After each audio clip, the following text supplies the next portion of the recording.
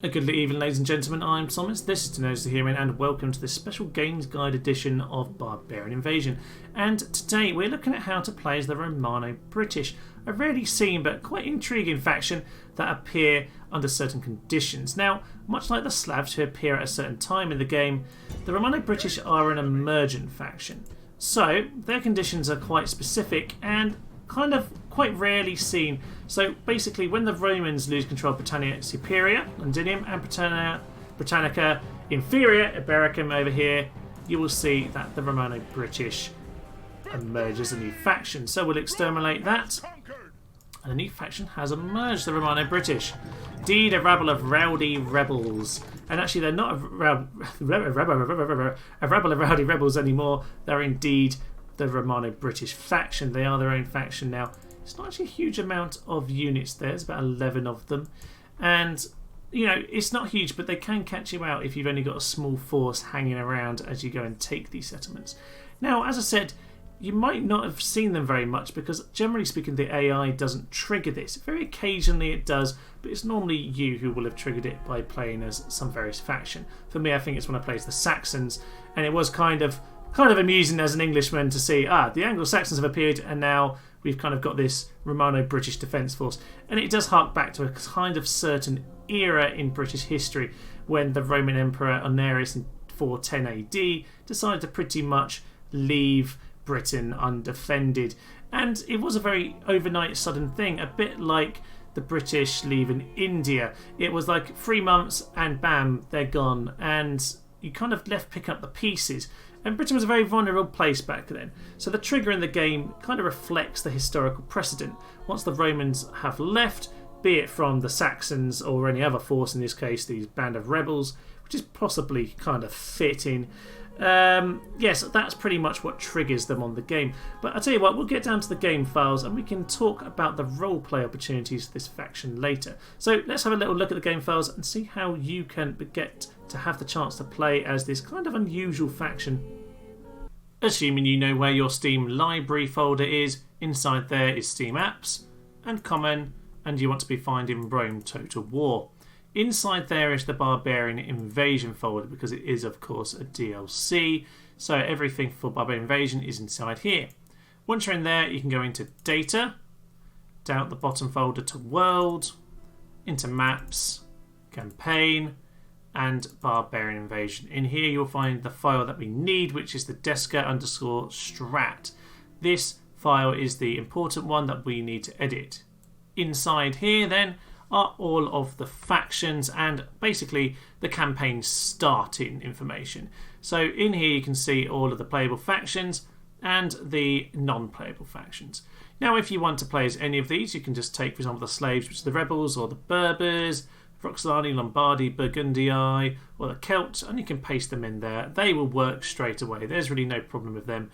However, you obviously have the emergent factions like the East and West Rebels, the Ostrogoths, who occur from the Goths Rebellion, the Slavs, which I discussed last time, and what we're looking at today, the Romano-British. So first thing you need to do is cut that out of the non-playable section and paste it with your tab across into there. That's kind of your starting point, so we'll save it up there. Next, what you need to do is start looking for where Romano-British are discussed. And once you find it, you can get rid of the dead until resurrected. That's the first thing you need to do. Marvellous. So you can see the Ostrogoths are similar, and so are the Slavs, etc. And if you ever need to check how things look, do just have a look at the particular factions next to you. You've got the Roxolani there. You've got other things like the Ostrogoths and the Burgundii around. So if you just need to learn about the formatting, you can always check by looking around you. Just kind of copy what it is that you can see on the screen. So the next thing we need to do is add some settlements in, because obviously if we're just a faction, we don't have any settlements or any family members, we're going to lose straight away. So what we want to do is look for, yes, Brit, there we go. We'll find Britannia Superior, and next to it is Britannia Inferior. These are the two settlements that you will get as the Romano-British. So those are the two we're going to take. You can, of course, actually do this any way you want. And if you want to give them Rome, you can give them Rome. You can do whatever you like. But we're going to do this as close to vanilla as possible. So I'm just going to show you how to get them to start, as they would if they were emerging in the game. So now we have ourselves a settlement, and if you're unsure about the spacing, again, just scroll upwards. You'll be able to see there with the Roxolani, it's just after the Denarii, or the Denarii, and then there is no gap before settlement. So we've now got Britannia Superior and Britannia Inferior, and that's marvellous. What we need now is some characters, because we don't currently have a family tree. No family members means we'll instantly die. So what we need to do is find some useful lads. Now, because we've taken these cities from the Romans, there are already some named characters who are already put into those coordinates. So Placcus Flavius, our friend here, Placcus, we're going to take him out of the out of the Roman section. Make sure we leave the spaces properly and bring ourselves back up to Romano. I will say this does take a lot more editing than it does for the Slavs. There's quite a lot to not get wrong, it's fair to say. This one took a lot more figuring out on my part than the other one, so you do want to be careful. I will say that now, and obviously do back up any files that you are using. That's always sensible, because otherwise you're going to need to reinstall your game, and then you might delete save files. No, I've never done that before at all. So we've got Placcus Flavius here. This is the important bit, is that these are coordinates. I believe this is a Bericum on this occasion. So we have that to start with. That's the right position. You can change the units, change the person, yada, yada, yada. You're less likely to make mistakes if you just leave it as much as possible as it is originally. The other character we need to take is for Londinium, and for that we want to be looking for Fontius. Now Fontius over here, the only reason I managed to figure this out is because it is the only city with Western Archer and 4 Liminati, so that kind of hinted to me that was the right coordinates. So we're going to cut him out of there, back up to the Romanos again, and we're going to paste these lads into here as well. So one space I think is sufficient. Let's have a little look where we are then. So at the moment we have ourselves our characters. We have Placcus Flavius and Gaius Fontius. Now there's a couple problems with this. Number one is that the way the game works means that we need a faction leader, and this isn't currently being stated as a leader. He's just a named character. So we're going to take our cue from those above us, the Roxolani here, and you've got named character leader. So that suggests he's the faction leader, which is indeed what it says there. So we're going to copy that and simply paste that into here. So we've now got a named leader. We can give him faction leader as well. So I'm going to take that from above, traits faction leader. Marvellous. So it's worth bearing in mind in terms of the traits and ancillaries that some of these are specific to certain cultures or certain factions. So it might be safer for you to, for example, get rid of some of the ancillaries, because Master of Horse is a specific Roman title, for example. So is the Office Dux Britannicum or Britannium. So I'm just going to get rid of a few of these just to kind of make the problems as minimal as possible. Okay, so that's why I'm getting rid of those. Otherwise, though, we are pretty much fine to go as we are. And Gaius Fontius over here. You don't have to, but I'm going to make him faction heir. So once again, I'm going to look at what's above. And it is named character heir. And we'll give him the trait faction heir as well. So we're going to plonk that on him. He's not a general anymore. He now gets to be the faction heir, which is marvellous for him. I have just deleted his name though, so try and be careful there. You don't want to do anything too stupid. Name character heir, and we're going to give him the trait faction heir. I'm not sure it actually needs that trait, but obviously it would naturally have that, so you might as well give it to him. So we'll now give him the trait faction heir. Marvellous. And we'll give him pagan as well. Since we're pagan, we might as well stick with that, eh? Okay. Perfect. So, from here, just having a little check that I've got some of the formatting right. I don't think we need the commas at the end if it is the last. So we're going to take away the commas just to be safe. Now, we are in an alright position at this point, but a couple things. Number one, this guy now needs to be given himself his bodyguard as well, since that is his unit. Otherwise, he'll just eat up the archer unit as the general. And we're largely there at this point. There's a couple of things to do. Number one, Placcus Flavius over here is part of the Roman family tree. This guy was just a general, so he's not a problem. But we just want to get rid of Placcus. Yeah, thank you. We just want to get rid of Placcus out of the family tree. So you can see here down in the Roman section we've got relatives. So I'm just going to take Placcus Flavius out of the... Yeah, I'm just going to take him out of... I'm just checking here how we want to do this. Yeah, just one tab. So tab. There we are. So we've just taken Placcus Flavius out of the relative section here. So that should avoid any confusion the game has over where he is and what faction he belongs to. Now, actually, the other thing about this is that actually the characters are pinned to certain factions. So each faction has its list of names. So we do need to change this a little bit more because at the moment our problem is these are Roman names, and whilst the Romano-Britons are Roman cultured, they do have their own set of names which the game is expecting to come up. So we want to change those around, and I'll show you now where you can find those names in another folder. If you go inside the data file of Barbarian Invasion and scroll down, you'll be able to find the next file we need, which is the Desca_names.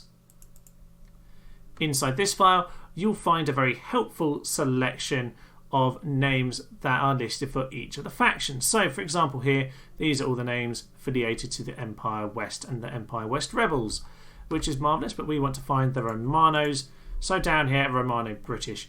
Now, you can replace the names with whatever you want. So this is quite nice. You can kind of personalise it a little bit if you want.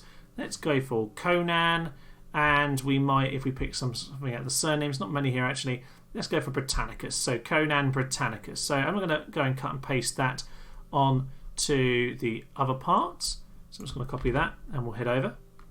Once you've copied and pasted those names into your character positions, then we have Conan Britannicus and we have Cador of Cornwall, a good old Cornish name that kind of felt apt for the Romano-British. We have then replaced those names and we are now in a position where we are ready to pretty much start the game, and it will load at this point, but there is just one more thing that we really need to do. We need to get rid of here committed tenses and the Imperial German Bodyguard. The game will load with these, but the committed tenses will load as peasants, and the Imperial German Bodyguard won't quite look right when you look at the information tag either. But the game will load and it will run with them. But we want to change them over to their British equivalents. Now, the rest of these units, the Sarmatian Auxilia, the Liminati, the Western Archer, are all units that are shared by both the Western Romans and the Romano-Britons.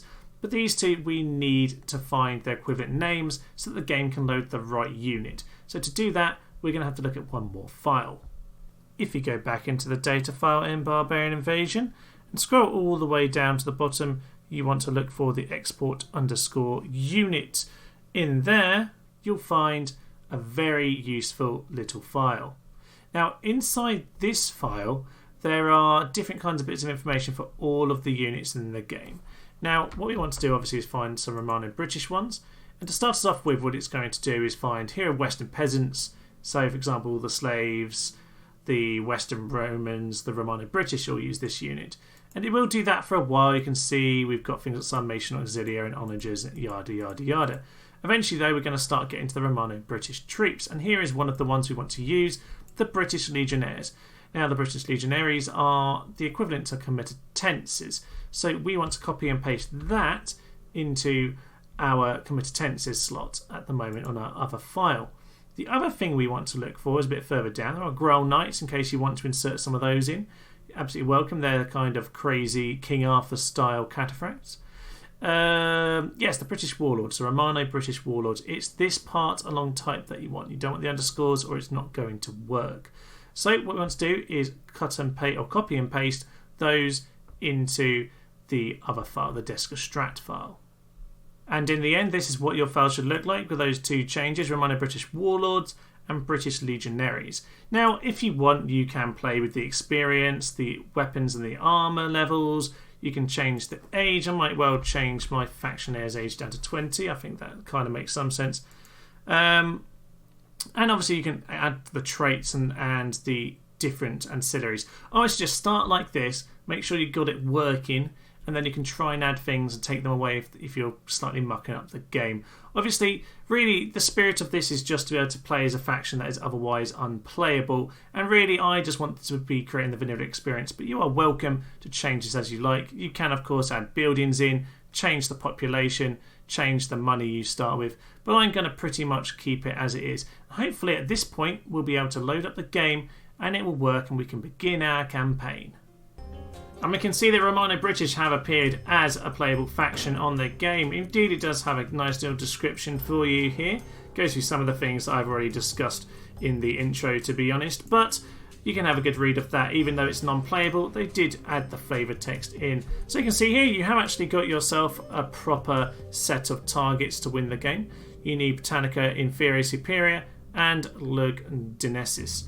So not too tricky, to be honest, but let's head in. Let's, fingers crossed, see that it works.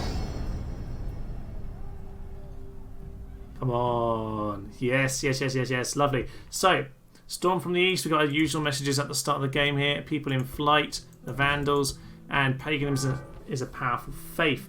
So we can open our faction scroll here. Conan the Horseman. Aha. So he's got himself a name. Conan Britannica is actually Conan the Horseman. Marvellous. And he's got Butcher because of his genocidal traits. Yes, you can see there the British Legionnaires have loaded in. And Conan the Horseman himself should be, even though he looks Roman, if we then look at his unit description, it is now British Warlord. They're actually not quite as good. I think they're 3 less defence than the Romans. But you know what? It's all absolutely fine. You can obviously change these traits here. I already had a little fiddle, but make it as you wish. I just wanted to have a little play around. Cader of Cornwall over here, looking very bold. All the best leaders are bold at 20, I suppose. That seems to be the way of Rome Total War, doesn't it? There we are. You can see here that they've all loaded in a beautiful IKEA colour. It's just lovely. You do get a nice colour to the map. It's kind of the standard of the Britons on Rome Total War, but the yellow on the unit is a nice bit of flavour. So it is quite lovely. So here you are. You can see that we've got ourselves a lovely campaign set up. And indeed, for a bit of role play, this can be quite good fun because, as I kind of alluded to in the intro, the Romano-British is kind of a romantic ideal, really. It's kind of something that's harked back to in British society in later years, especially the Empire years where we fought back to those Roman days and that Roman era. But really, this was kind of a short-lived period because very soon the Saxons and the Jutes and the Angles all came across, hence the Anglo-Saxons being a synonym for English, because the Angles and the Saxons pretty much took over most of England, or pretty much defined the border with Wales back around 700 odd AD. It was really quite a critical time, and this era of Romano-Britain is kind of a fleeting one. It's kind of the remnants, the leftover from the Roman. Well, the Romans leaving Britain, they just completely abandoned the island, left them with no defences, and left the barbarians to invade. They went back under Emperor Honorius to go and defend Rome in 410, and they just left Britain completely open to invasion. So Angles, Saxons, Jutes all came in. You had Picts and all of that from the north as well, and just tore apart what used to be Roman Britain. But this kind of represents a kind of romantic ideal, and indeed some of the King Arthur stories do refer to that idea of it being like the last of the Roman Britain generals, and that kind of is what you see with the Growl Knights as well. They're a lovely little unit. I'm not sure we can actually hire any yet. You can sometimes get some as mercenaries. They're not here immediately, which is a shame. But there we go. We'll have a little look at the unit roster in a moment. We can have a little peek at them. But yes, if you want to roleplay, maybe you can create yourself a beautiful, beautiful kingdom as the Romano-Britons, and, I don't know, kind of preempt the Frankish invasion of France and go and take it before they even get there. Basically, prevent France from ever existing. And what more could any good old Englishman want? A quick look at the unit roster then will show you that we've got a lot of very similar troops to the Western Romans here, but a slightly more basic version. Coastal levies are essentially just Liminati, the British Legionnaires are essentially the Comitatenses, and the Foederati infantry are essentially just that, Foederati infantry. Very much the same as the archers, the Bucellari, the peasants, the monks, and add different kind of siege equipment here. All the exact carbon copies of Roman troops. But what's slightly different, as well as the Sarmatians I should add actually, but what's really different and really interesting are these, the Growl Knights. Now these are a marvellous little kind of slightly mythical thing here. This is kind of referring to the King Arthur kind of tales. The great men, the knights on horseback, Lancelot and all of that. And whilst this might be slightly romanticised, this is a very romanticised faction. It's not really all that historical in many ways. It's kind of a historical ideal. It's almost a historical construct of later British society that kind of likes to think that these are the good old days and the days that the Empire back centuries ago was going to bring back to us, bring back the kind of Roman glory, that just controlling the world. And somehow these Growl Knights refer back to that kind of King Arthur taking back control of your country kind of feel, very nationalistic. But of course, that's kind of part of the fun. If you're going to roleplay Romano-British, you want to be King Arthur and you want to head in there with your Growl Knights and you want to go and take back the islands and go and conquer France before France is even a thing.